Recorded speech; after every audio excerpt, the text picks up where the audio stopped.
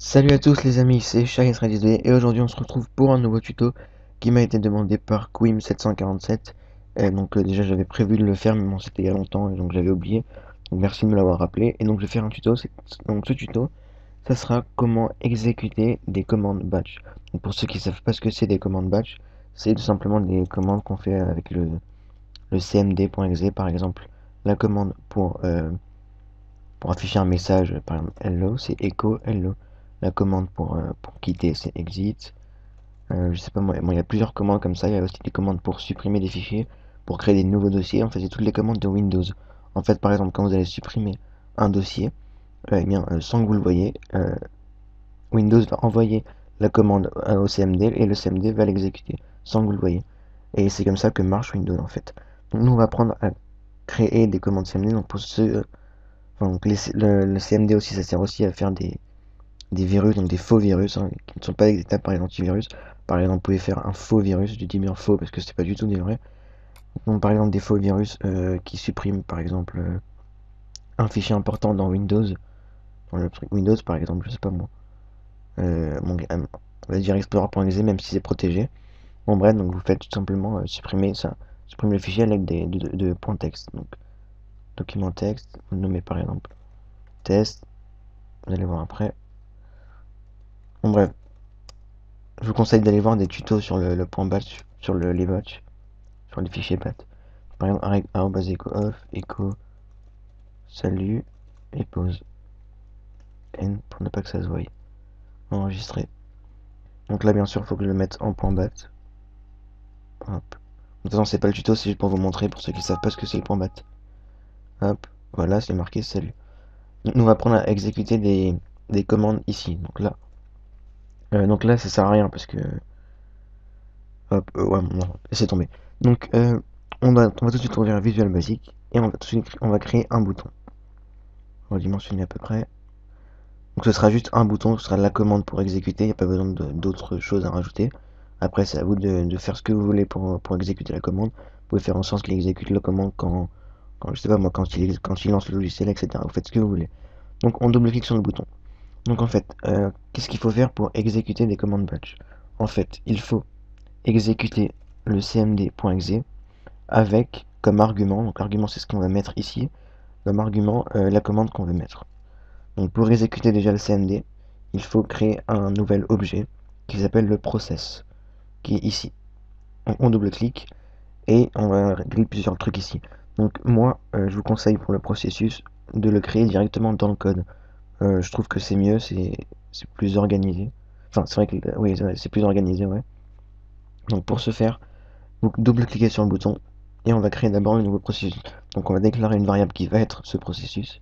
Donc dim, on va l'appeler p par exemple comme process et vous mettez as new process. Donc la variable p qui est un nouveau processus. Ensuite on va configurer ce processus pour qu'il se lance avec cmd.exe et l'argument, les commandes qu'on va mettre. Donc on va mettre p point et là on a toutes les options qu'on trouvait ici tout à l'heure quand on a ajouté le processus. Donc c'est beaucoup mieux de le faire comme ça, c'est permet d'être mieux organisé. Donc p.startInfo, donc les informations du, du processus. Donc p.startInfo. Donc file name, donc la propriété file name qui va être le fichier à exécuter. Donc le fichier à exécuter c'est cmd.exe qui est cmd.exe, il est dans tous les ordinateurs, il est euh, dans Windows je crois. Cmd. Vraiment, ouais, je crois qu'il est dans système 32, un truc comme ça. Mais en tout cas, il est dans tous les ordinateurs et il n'y a pas besoin de mettre c'est le point slash Windows Vita, l'ordinateur le détecte tout seul. Il sait que cmd.exe, c'est le cmd de l'ordinateur. Donc une fois qu'on a exécuté ce fichier, on va maintenant définir les arguments, donc la commande qu'on va exécuter. Donc p.startInfo toujours, point argument. Et là, on va mettre plusieurs choses. Donc les arguments, par exemple, si vous voulez afficher un message, par exemple hello, vous mettez echo hello. Donc on va tout de suite tester. Donc pour tester, vous allez voir qu'il y aura un petit problème. Donc pour tester, vous mettez p.start qu'il va exécuter. Donc c'est aussi pratique pour exécuter des fichiers. Donc par exemple, c'est le point programme files et tout pour exécuter Google Chrome par exemple. Bon, nous on va laisser cmd.exe. Hop. On va exécuter le logiciel. et on teste. Là on peut voir qu'il s'est ouvert et qu'il n'y a rien eu, il a rien mis, il n'a pas exécuté la commande echo hello. Donc pourquoi? Parce que les arguments, il faut pas mettre que la commande, il faudra juste rajouter /c pour dire qu'on envoie l'argument au CMD. C'est comme ça, n'oubliez pas de mettre /c. Donc pas le slash comme ça, le slash ici, celui qui est à droite, normalement dans les chiffres. Et pour ceux qui n'ont pas de clavier numérique, il est à la place du petit point ici. Donc mettez Alt, bon je sais pas trop, j'ai pas l'habitude de l'utiliser. Je crois que c'est avec Maj, voilà. Donc mettez Maj et la barre oblique qui est sur le point ici. Hop, et vous mettez C en majuscule, en minuscule, ça change rien. Donc c'est echo hello. Hop, donc j'appuie sur le bouton, hop. Donc là, qu'est-ce qu'on a vu? On a vu le CMD, donc l'invite de commande, ça s'appelle en français, qui est apparu et qui a disparu très très vite. Donc pourquoi?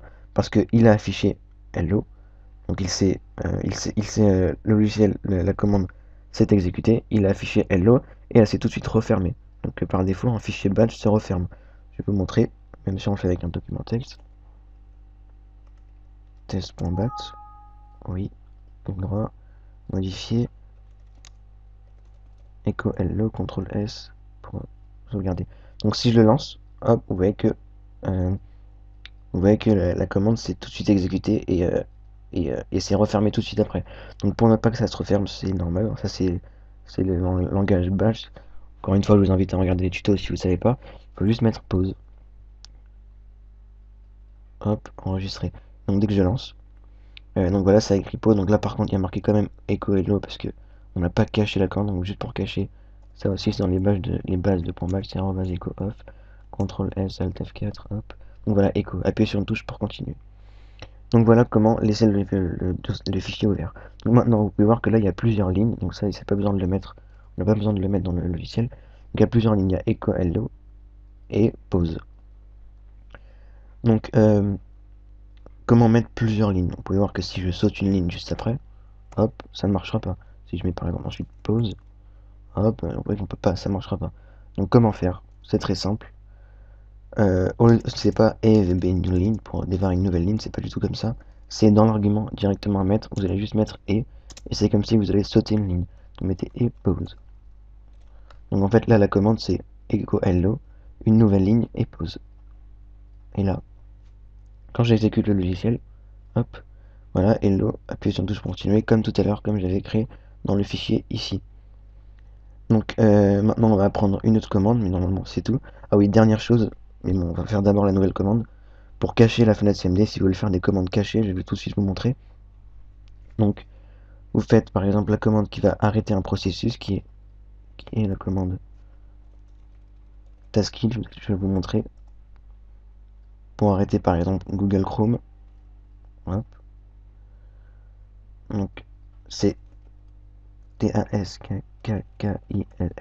Donc, taskil, vous mettez /f /im. Donc, pour ça, pour connaître toutes les commandes, vous faites / point d'interrogation. Donc voilà, vous mettez /f pour forcer le processus à s'arrêter et /im pour donner le processus à arrêter. Donc c'est S pour tout effacer. Donc task kill, donc F pour forcer le processus, im pour spécifier le nom du processus et le nom du processus c'est chrome.exe. Pour connaître le nom du processus, vous allez cliquer droit ici, faire démarrer le gestionnaire des tâches et vous avez par exemple là toutes les fenêtres ouvertes. Donc on fait clic droit ici sur la fenêtre Google Chrome et vous allez aller dans le processus. Et voilà le processus, donc c'est chrome.exe. Nous celui qu'on veut arrêter c'est chrome.exe. Donc j'appuie sur entrée, hop, et vous pouvez voir que Google Chrome s'est fermé. Donc hop, on va le réouvrir pour vous montrer. Donc sur VB c'est la même chose, taskil, j'ai mis qu'un K par contre. Taskil FIM avec un slash, pas oublié, chrome.exe. On peut tester. Hop, non, hop, hop. Donc si j'appuie, hop, voilà, Chrome s'est fermé, mais on peut voir qu'on a vu la fenêtre CMD. Maintenant, pour la cacher, cette fenêtre, c'est très simple. On va ouvrir Chrome. Pour cacher cette fenêtre, pour exécuter les commandes en arrière-plan sans que l'utilisateur voie, il faut juste rajouter une propriété dans le processus qui est donc p.startinfo toujours. Startinfo, point, et vous mettez Windows Style, donc le style de la fenêtre Windows. vous mettez égal. Donc là, si vous êtes sur tout par défaut, il va vous afficher toutes les commandes disponibles.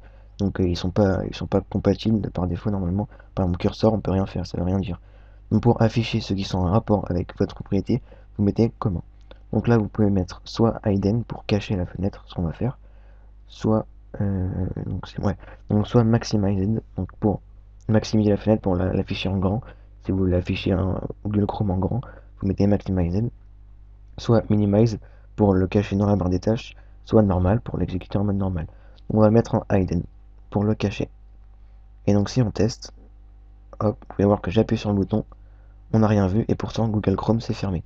Donc voilà comment exécuter des fichiers BAL, donc c'est vraiment très simple, juste avec ce petit bout de code. Maintenant, je vais vraiment très rapidement, je vais vous montrer comment le faire en ajoutant le processus au logiciel. Donc process, très rapidement, parce que j'ai pas envie de prendre trop de temps pour la vidéo. Donc tout est dans Start Info. Donc file name, c'est cmd.exe. Argument, c'était donc /c, ne pas oublier, /c tas kill f im chrome.exe, et on avait changé aussi Windows style en hidden. Ensuite, on peut bien voir que là, ça ne fait rien sur le bouton. On a créé le processus, mais on ne l'a pas dit de se lancer. Donc pour le lancer, dès qu'on appuie sur le bouton, on double-clique sur le bouton et on met process 1. Donc là, cette fois-ci, pas P1, parce que P est rien du tout. P, on l'a pas déclaré. Donc process 1, pourquoi? Parce que c'est le process 1 ici qu'on a ajouté, qui s'appelle process 1. Vous pouvez bien sûr le renommer pour mieux vous organiser. Donc, moi, je vais laisser comme ça. Donc process 1.start. Et là, vous retrouvez les mêmes propriétés que tout à l'heure quand on avait créé le processus. Donc c'est exactement la même chose que tout à l'heure. Hop. Donc j'ouvre Google Chrome, rétablir. Hop. Et là, voilà, ça marche. Donc voilà, c'était un petit tuto assez rapide. Donc pour vous montrer comment exécuter des commandes batch avec Visual Basic. Donc c'est vraiment très simple et ça sert beaucoup si jamais vous voulez je sais pas moi, exécuter les logiciels, malgré qu'on peut faire une autre commande. J'ai fait un tuto déjà dessus qui est la commande shell avec le chemin de votre fichier. Ça marche aussi pour exécuter des commandes, mais c'est un peu plus difficile pour cacher la fenêtre. Donc voilà, c'était Shine3JSB. Merci à Quim 747 de m'avoir proposé ce tutoriel. N'hésitez pas à proposer des tutoriels vous aussi. Mettez un pouce vert si jamais vous avez aimé la vidéo. Et laissez un petit commentaire. Ça fait toujours plaisir. Voilà, c'était Shine3JSB et on se retrouve plus tard pour une nouvelle vidéo. Salut!